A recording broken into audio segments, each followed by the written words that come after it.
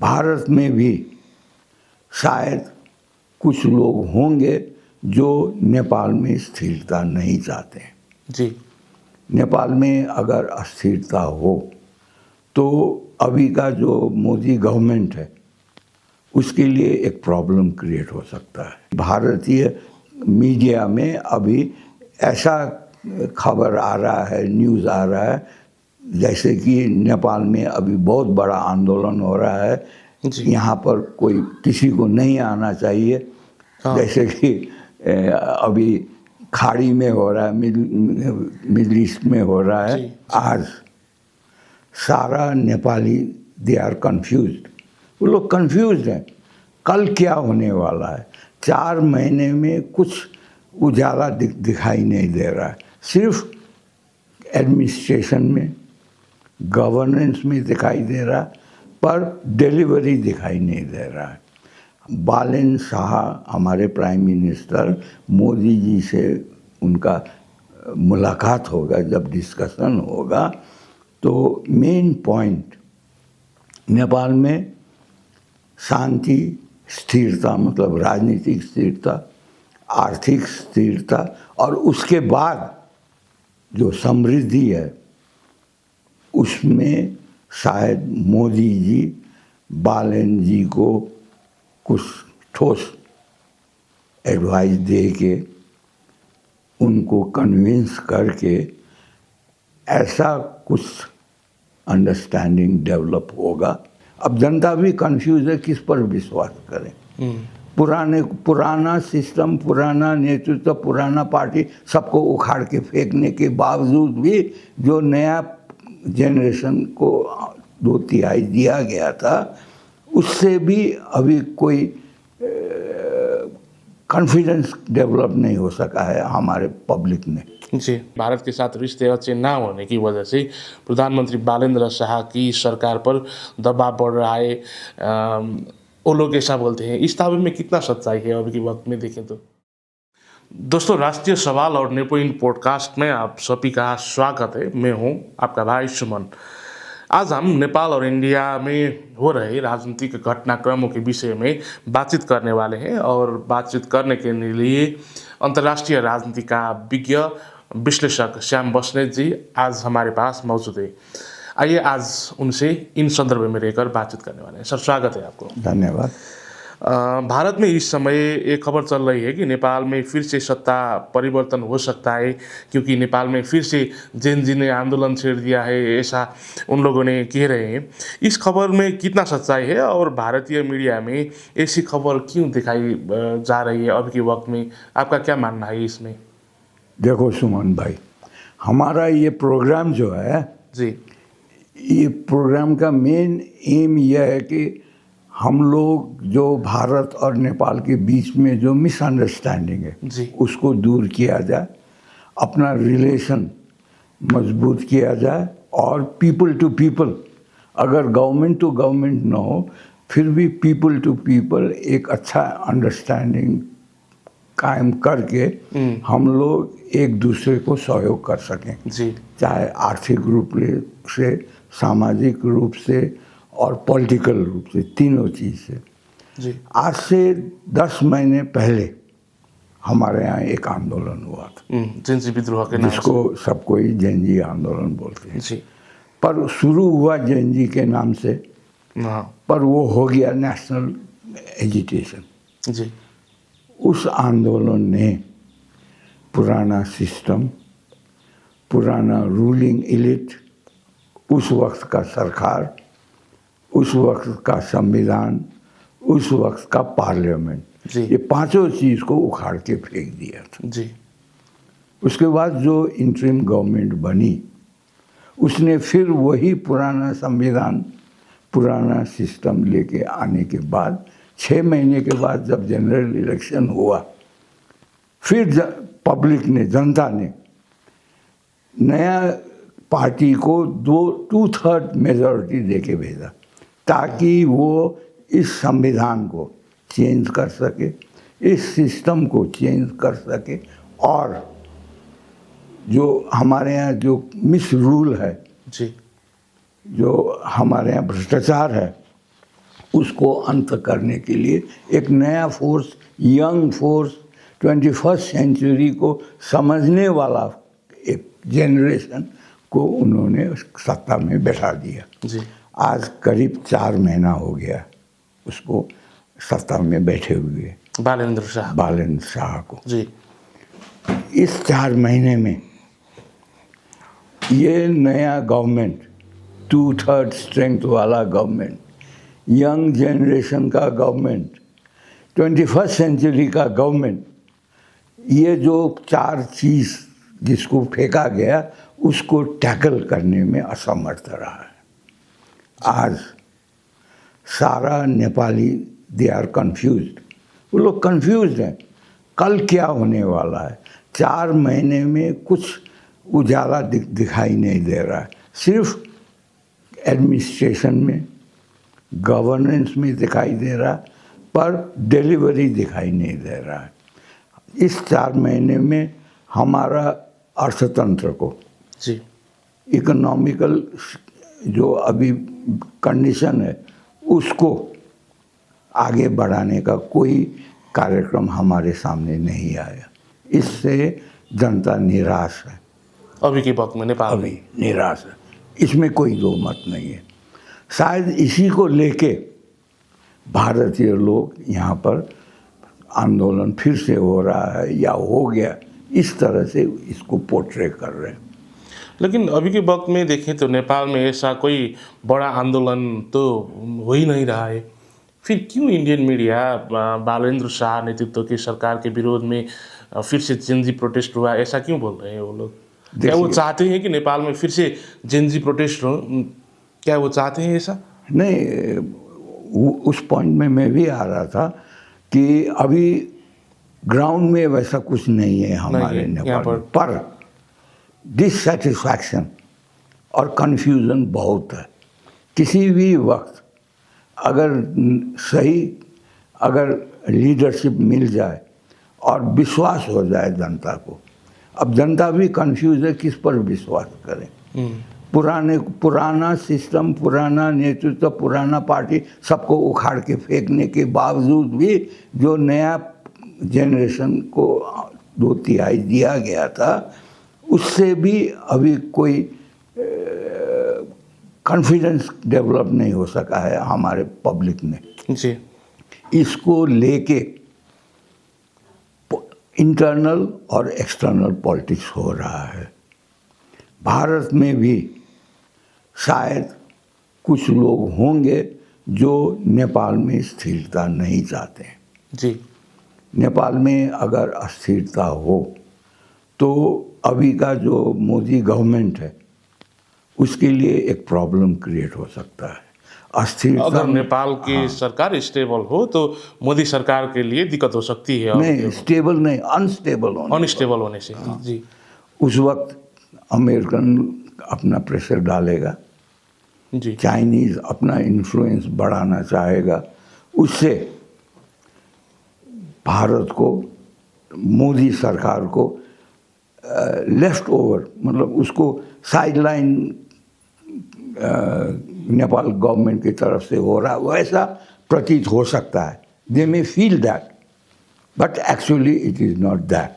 हमारे यहाँ we are still patient.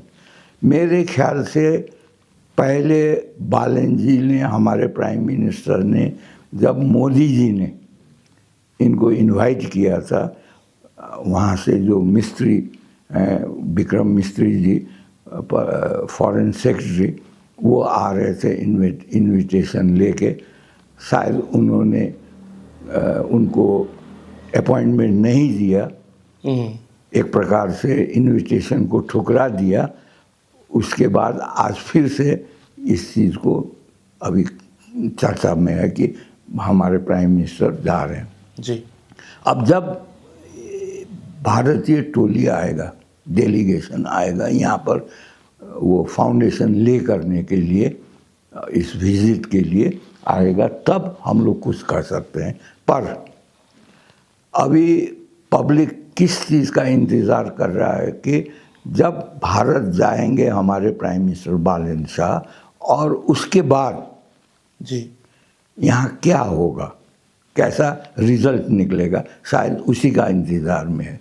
क्योंकि मोदी जी ने जब जेएनजी आंदोलन हुआ 10 महीने पहले, उसके बाद जब इंटरिम गवर्नमेंट फॉर्म हुआ, उसका प्राइम मिनिस्टर थे हमारे सुशीला जी, उनको जब उन्होंने कॉन्ग्रेचुलेशन या शुभकामना भेजा वीडियो कॉल करके, उन्होंने स्पष्ट कहा था कि नेपाल के शांति स्थिरता के लिए भारत का अटल समर्थन है। जी। फिर उसके बाद जब नया गवर्नमेंट का इलेक्शन हुआ, चुनाव के बाद बालेन जी प्राइम मिनिस्टर नॉमिनेट हुए, तो प्राइम मिनिस्टर को नहीं, बालेन जी को ही नहीं, स्वतंत्र पार्टी के प्रेसिडेंट मिस्टर लामिछाने को भी उन्होंने पर्सनली कॉल करके शांति और स्थिरता के लिए उन्होंने दृढ़ समर्थन व्यक्त किया था।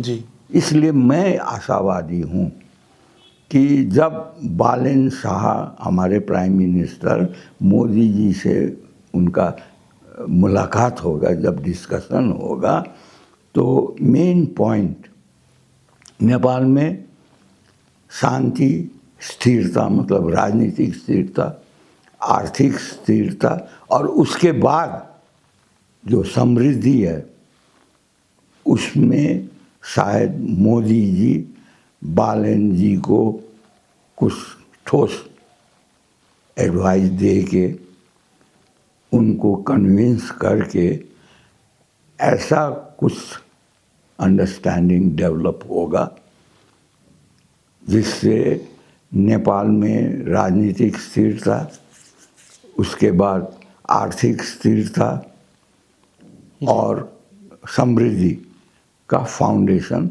उस वक्त ले होगा। पर अगर वो मिसफायर हो गया, बैकफायर अगर हो गया, तब तो शायद नेपाल के लिए बुरे दिन तब शुरू होगा। शायद उस वक्त 10 महीने पहले जो जेएनजी आंदोलन हुआ, उससे भी बढ़कर एक फाइनल आंदोलन होगा नेपाल में, क्योंकि अब हम लोग भी फेडअप हो गए हैं। जी। हम लोग आज से करीब 76 साल पहले, हमारे यहाँ 2007 बोलते हैं उसको, नॉट हमारे यहाँ जो इंग्लिश कैलेंडर, ग्रीको कैलेंडर के हिसाब से नहीं, हमारे विक्रम संवत से करीब 76 ईयर्स से हम लोग आंदोलन ही कर रहे हैं। पर हम लोगों को पॉलिटिकल स्टेबिलिटी नहीं मिला, आर्थिक डिसिप्लिन नहीं मिला, सुशासन अभी तक नहीं मिला। नेपाल में सुशासन के लिए ही आपने कहा 67 ईयर्स से आंदोलन होते ही जा रहा है। हम लोग समझते हैं कि नेतृत्व चेंज हो जाए, पार्टी चेंज हो जाए, सिस्टम चेंज हो जाए, एक्चुअली वो बात नहीं है। हमें चाहिए जैसा भी सिस्टम हो, जी, पर स्थिर हो, उससे देश में शांति हो, उससे देश में समृद्धि हो। ये हर नेपाली का चाहना है। वो दबा हुआ है। वो आप लोग जैसे अभी कैमरा लेके जो मीडिया पर्सन घूम रहे हैं, इस 3 साल में, मेरे ख्याल से 4 साल में, जब से हमारा लास्ट जनरल इलेक्शन हुआ था, ये रिसेंट नहीं, उससे 3 साल पहले जो जनरल इलेक्शन हुआ, उस इलेक्शन से आप लोग सारा नेपाली को, द लास्ट पर्सन जो लेबर है, उसके हाथ में भी मोबाइल है, उसको पॉलिटिक्स आप लोग समझाने में सफल हुए हैं, ये मैं मानता हूँ। और हमारा राष्ट्रीय सवाल, इसी उद्देश्य से हम लोग एक कार्यक्रम चला रहे हैं। उसी का एक पार्ट ये हिंदी वर्जन भी है। हिंदी वर्जन इसलिए है ताकि भारतीय जनता और नेपाली जनता में ये जो लीडरशिप का टकराव के कारण जो मिसअंडरस्टैंडिंग हो रहा है, जैसे अभी आपने कहा कि भारतीय मीडिया में अभी ऐसा खबर आ रहा है, न्यूज़ आ रहा है जैसे कि नेपाल में अभी बहुत बड़ा आंदोलन हो रहा है, जी। यहाँ पर कोई किसी को नहीं आना चाहिए। हाँ। जैसे कि अभी खाड़ी में हो रहा है, मिडिल ईस्ट में हो रहा है, जी। वैसा ही यहाँ वैसा कुछ सिनेरियो नहीं है। हम लोग बालेन जी का, हमारे प्राइम मिनिस्टर का, भारत के प्राइम मिनिस्टर मोदी जी से जो विजिट है, जो बात होगा, उसका नतीजा हम लोग धैर्यता से इंतज़ार कर रहे हैं। जी। जैसे कि सवाल तो ये भी है कि क्या सच में बालेंद्र शाह भारत दौरे के लिए जाएंगे? ऐसा अभी तो सवाल है ना अभी के लिए, क्योंकि बालेन तो बहुत मूडी नेता है, ऐसा बोला जाता है। क्या सच में बालेंद्र शाह भारत के भ्रमण के लिए जाएंगे? आपको लगता है ऐसा? मेरे ख्याल से ये जो अभी का विजिट है, जी। फर्स्ट विजिट वो मोदी जी के तरफ से आया था, फ्रॉम हिज बिहाफ जी। इनविटेशन। ये इनविटेशन मेरे ख्याल से मांगा गया है हमारे तरफ से। अभी के लिए? हाँ, मैं बालेन को तो इसका क्रेडिट नहीं दूंगा, पर इंटरनेशनल पॉलिटिक्स में जो डेवलपमेंट है उससे और जितने भी नेता लोग हैं हमारे यहाँ, नेशनल नेता हैं, उन लोगों के प्रयास से जी। बालेन जी को भी झुकना पड़ा, ये मेरा असेसमेंट है। क्योंकि अभी हम लोग देख रहे हैं, कल ही बालेन जी पार्लियामेंट में पहली बार आए अपनी इच्छा के विपरीत। हाँ। उससे पहले 4 घंटा 4 hour Balen ji as a prime minister he went to mister Ravi Lamichhane's residence. वो बड़ा रेयर फेनोमेना है नेपाल में, जी। So far as Balen is concern. तो लगता है कि उन्हें भी थोड़ा बहुत महसूस हो रहा है कि हम अगर थोड़ा सा ओपन अप न हो हाँ। तो वो काउंटर प्रोडक्टिव है। शायद इसीलिए ये विजिट अरेंज किया गया है। जी। अभी इंडियन मीडिया या बोलूँ इंडियन विश्लेषक क्या कहते हैं कि अभी के वक्त में जो बालेन की सत्ता पर एक किस्म का चैलेंज है, वो भारत के साथ नज़दीक न होने की वजह से, करीबी ना होने की वजह से ऐसा हो रहा है। वो लोग बोलते हैं, ये भी कहा जाता है कि भारत के साथ रिश्ते अच्छे ना होने की वजह से प्रधानमंत्री बालेंद्र शाह की सरकार पर दबाव बढ़ रहा है। वो लोग ऐसा बोलते हैं। इस दावे में कितना सच्चाई है अभी के वक्त में देखें तो? नहीं, मैं जहाँ तक मेरा मोदी जी का अंडरस्टैंडिंग, जितना मैं समझता हूँ, मैं मिला तो नहीं हूँ, पर उनको मैं लास्ट 12 ईयर्स से क्लोजली फॉलो कर रहा हूँ। जी। उनका हर स्पीच मैं सुनता हूँ, उनका हर डेवलपमेंट में मार्क कर रहा हूँ from the last 12 years, since the day he became Prime Minister. When he came to Nepal first time and addressed our Samvidhan Sabha, then I was the man who advised the then Prime Minister Sushil Koirala ji कि हमें कोई नया agreement sign नहीं करना है जी। भारत से, हमें कोई प्रोजेक्ट नहीं चाहिए। हम लोग अपना प्रोजेक्ट चलाने के लिए, कंस्ट्रक्ट करने के लिए खुद हम लोग एफिशिएंट है। जी। We need money. So 10,000 crore Modi ji ने सैंक्शन किया था उस वक्त। जी। उस वक्त मोदी जी ने पानी का पैसा का ऑफर किया था उन्होंने। आज मैं चाहता हूं कि जब बालेन जी जाएं, भारत के दौरे में जब जाएं, इस चीज को आधार मान के, on this basis he should develop his discussion with Modi ji. और थर्ड चीज जो है, जो ईपीजी बनाया गया था, एमिनेंट पर्सन ग्रुप, जी, वो अनकम्प्लीट है due to the non acceptance of Bharatiya government. जी। भारतीय गवर्नमेंट ने एक्सेप्ट नहीं किया ना। उसको एक नया रूप में, नया फॉर्म में फिर इस्टेब्लिश किया जाए, ताकि हमारा जो डिस्प्यूटेड बॉर्डर प्रॉब्लम है, हमारा ट्रांजिट प्रॉब्लम है, हमारा ट्रेड प्रॉब्लम है, हमारा कनेक्टिविटी प्रॉब्लम है, हमारा एनर्जी प्रॉब्लम है, हमारा जो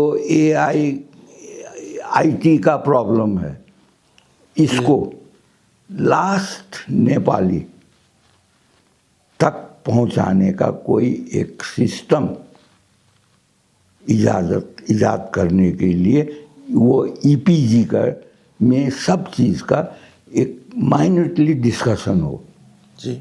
हर एक चीज़ डिस्कस करके एक लॉन्ग टर्म प्रोग्राम भारत और नेपाल बनाए with in a fix term, short term में होना चाहिए, with in 2 months, not more than 2 months। आज स्प्लिट सेकेंड एज है ये, so with in 2 months we should come to a conclusion, because according to Modi ji's own words, जो new world order आ रहा है उसके लिए नेपाल गवर्नमेंट, नेपाली पीपल उनको रेडी होके रहना चाहिए। They should be ready to adjust themselves in the new world order जी। और इस विजिट में कोई भी ऐसा टॉपिक पर न बहस हो, न एग्रीमेंट हो जिससे हमारा दूसरा पड़ोसी चाइना को इरिटेशन हो। जी। We should not irritate China, that should be taken into consideration. मेरे ख्याल से भारत अभी कोई ऐसा सब्जेक्ट खड़ा करके चाइना और भारत के बीच में कोई मिसअंडरस्टैंडिंग हो, ये मोदी जी चाहते हैं, मैं ऐसा नहीं मानता हूँ। जी, अभी के वक्त में फिर से सीमा को लेकर विवाद नेपाल और भारत के बीच में दिखाई दे रहे। स्पेशली अभी सुस्ता से खबर है कि भारत के एसएसबी को रोकने के लिए नेपाल ने भी सुरक्षा बल को तैनात किया है, ऐसा बोला जा रहा है। लेकिन भारत अब भी सुस्ता को अपना हिस्सा बता रहा है। सुस्ता के साथ करीब 82 जगह पर भारत ने नेपाल की जगह को कब्जा किया है, ऐसा नेपाल में बोला जाता है। आखिर सुस्ता से लेकर अन्य अदर 82 प्लेस की जो विवाद है ये क्या है और कैसे समाधान होना चाहिए? अभी के वक्त में आपने बार बार कहा है कि नेपाल और भारत के बीच के जो रिश्ता है इसको अब अच्छा बनाना चाहिए, रिश्ते को और मजबूत करना चाहिए, आपने बार बार बोल रहे हो। अब कैसे मजबूत होगा नेपाल और भारत के रिश्ते? क्योंकि सीमा की बात को लेकर इंडिया की मीडिया ने भी, नेपाल की मीडिया ने भी बहुत बड़ा हंगामा कर रहे हैं सुस्ता को लेकर विशेष करके। अब क्या होना चाहिए नेपाल में और इंडिया में सुस्ता? और I think this has been settled. हमारे फॉरेन मिनिस्टर गए थे भारत जी, उस वक्त, उससे पहले अभी रूलिंग पार्टी के प्रेसिडेंट मिस्टर लामिछाने गए थे जी, तो एक चीज़ में अंडरस्टैंडिंग डेवलप हुआ है कि this is a bilateral problem. जी, थर्ड पार्टी इंटरफेरेंस दोनों देशों को मंजूर नहीं है, इसमें अंडरस्टैंडिंग हो गया। तो जब बायलैटरल है तो ईपीजी बनाइए, नया ईपीजी, 21st सेंचुरी का ईपीजी, क्योंकि वो 10 साल पहले जो ईपीजी बना और उसका जो रिपोर्ट है वो आज 10 साल के बाद उसमें चेंज होना चाहिए। उस वक्त का जियोपॉलिटिक्स, उस वक्त का इकोनॉमिकल, वर्ल्ड इकोनॉमिकल सिचुएशन, हमारा इकोनॉमिकल सिचुएशन, भारत का इकोनॉमिकल सिचुएशन 10 साल पहले जो था आज उससे बहुत फर्क है जी, बहुत डिफरेंट है। तो आज उस कॉन्टेक्स्ट में, इस नया कॉन्टेक्स्ट में और आने वाले जो दिन है, जो नया वर्ल्ड ऑर्डर है, नया टेक्निकल डेवलपमेंट जो है, उसको आधार मान के on that basis we should constitute a new EPG without any political member in that. कोई पॉलिटिकल मेंबर नहीं होना चाहिए। Only prominent, eminent people from different part of life.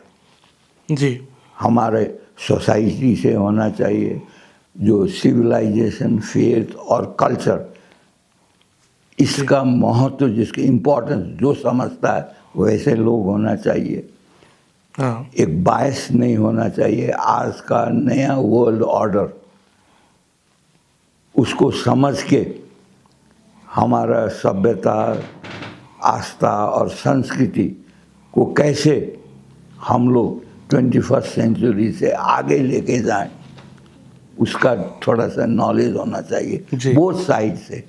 Economy में, आज का इकोनॉमी ये पर पर्सन इनकम के आधार का होना चाहिए, जो अभी भारत में हो रहा है, नॉट पर कैपिटा।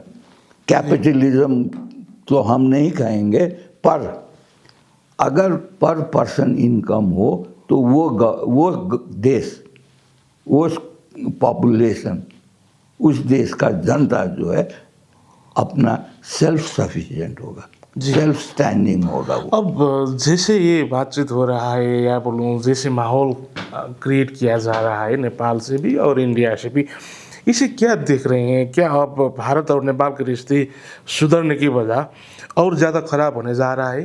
क्या लगता है आपको? जैसे इंडियन मीडिया ने नेपाल के बारे में दिखाया जा रहा है, नेपाली मीडिया ने इंडिया के बारे में दिखाया जा रहा है, वी शुड स्टॉप दैट। वो रुकना चाहिए, फैक्ट होना चाहिए। दोनों में फैक्ट नहीं है, न इंडियन मीडिया में। कुछ media they are very balance, हम लोग सुनते हैं, आप सुमन भाई भी सुनते हो, मैं भी सुनता हूँ, तो कुछ बैलेंस्ड है। हमें बैलेंस मीडिया चाहिए, बैलेंस हमारा मीडिया में प्रचार चाहिए हमें। अगर कुछ मिसअंडरस्टैंडिंग हो तो उसको हमें ब्लंटली कहना चाहिए। जी भारत में भी मोदी जी के दुश्मन बहुत हैं पॉलिटिकल, जी, तो उनके बहकाव में आके अगर हमारा रूलिंग इलिट जो गवर्नमेंट है, लीडरशिप है, वो और विदेशी शक्ति के बहकाव में आके हम लोग अपना नुकसान न कर बैठे, इसके लिए हमें थोड़ा सा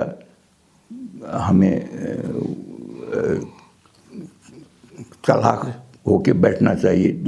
दूसरी बात यह है कि मैं विश्वस्त हूँ आप लोग यंग जनरेशन पढ़े लिखे हो जी, थोड़ा सा आप लोगों को सोसाइटी का जो स्ट्रक्चर है, फैब्रिक है, वो समझ में आने में थोड़ा सा हम लोगों की ज़रूरत आप लोगों को महसूस हो रहा है, वो मैं समझता हूँ।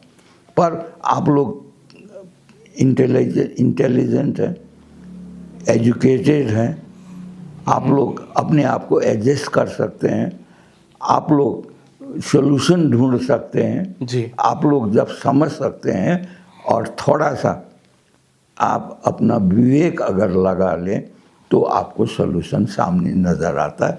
इस चीज़ में आप लोग एबल हैं, you are able in this thing. इसीलिए मुझे आप लोगों पर भरोसा है, यंग जनरेशन पर भरोसा है। अगर बालेन जी इस चीज़ में नाकाम हुए, असफल हुए, तो हमें डिस्करेज नहीं होना चाहिए, हताश नहीं होना चाहिए जी। अभी इस पार्टी के पास 180 मेंबर्स हैं जी, बालेन और रवि को छोड़ के 180 है, दैट इज़ 5 शॉर्ट ऑफ 2/3। हाँ, अगर राष्ट्रहित में हो और हमारा सिंसियरिटी हो गवर्नमेंट का, तो मैं विश्वस्त हूँ कि बाकी जो विरोधी बेंच के हैं, ऑपोजिशन बेंच के जो हैं, वो भी उस प्रोजेक्ट में शामिल होंगे। इट विल बी सर्वसम्मत हो जाएगा वो मैं विश्वस्त हूँ। ये नेपाली नेचर में है। हाँ, हम लोग बहुत जल्दी एडजस्ट हो जाते हैं। हम लोग किसी से दुश्मनी लॉन्ग टर्म दुश्मनी नहीं रखते हैं। That is in our nature. मैं विश्वस्त हूँ जितने भी अभी 275 MP हैं हाउस में, अगर राष्ट्रीय हित में अगर वहाँ बहस हो, उसमें सजेशन आएगा, विरोध नहीं आएगा। मैं इसमें कंफर्म हूँ। मैं भारतीय पक्ष के जनता को भी ये समझाना चाहता हूँ इस कार्यक्रम के माध्यम से कि we Nepalese people are very adjustive हैं हम लोग जी। हम लोगों को अच्छी तरह से आप लोग अगर ट्रीट करें, हम लोग को शॉर्ट चेंज ना करें, सही बात कहें, फ्रैंकली कहें, तो हमारा जैसा दोस्त, नेपाली जैसा दोस्त आपको दूसरा नहीं मिलेगा। भारत इसीलिए किसी भी देश के लिए, जी। इसीलिए गोरखालीज आर फेमस हाँ for the bravery, honesty and dedication. जी। वो हर नेपाली में है, इसीलिए तो गोरखाली चाहिए आप लोगों को। जब आप लोगों को आर्मी में गोरखाली चाहिए तो आपको बिजनेस में गोरखाली क्यों नहीं चाहिए? आपको सोशल कांटेक्ट में गोरखाली क्यों नहीं चाहिए?